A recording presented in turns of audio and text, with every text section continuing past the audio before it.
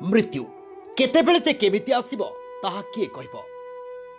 घर बाहरिले आमे आउ फेरिबा कि नाही ताहा मध्य आमकु जणा नाही। काहेकि नाही द्रुतगामी जानबाहन जे एबे काळ पारडिछंती। बड़ बड़ ट्रक जमापरी रास्तार क्षिप्र गति जाउछंती आउ तार कबଳରେ छोट छोट जार चालक माने अकाल मृत्यु मुखरे पड़ुछंती।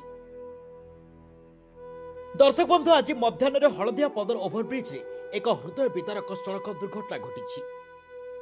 एथिरे 5 जन युवक शोचनीय मृत्यु घटी।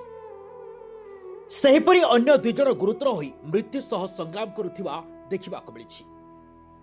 खबर पे पुलिस घटनास्थल में पहुंची मृतदेह गुड़ी को जबत करी व्यवच्छेद पे पठाइछि। आहतों को उद्धार करी एमकेसीजी मेडिकल रे चिकित्सा पे पठाइछि।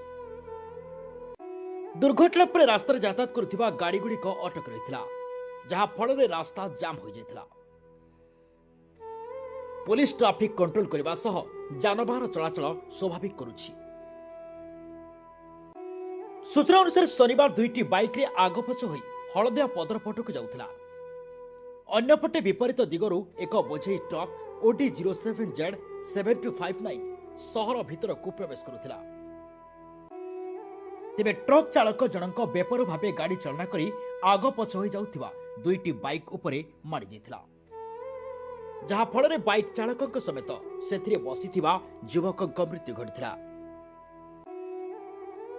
घटना पर ट्रक चालक फेरार हो जाइथिबा पुलिस कहछि।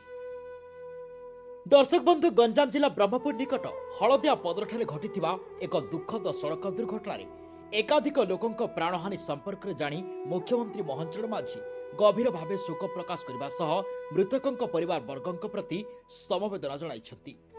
एथिसह प्रति मृतकंक परिवारर निकटतम आत्मीयंक पई मुख्यमंत्री रिलीफ पांठी बा सीएमआरएफ रु 4 लाख लेखाय अनुकंपामूलक सहायता घोषणा करिसेंती।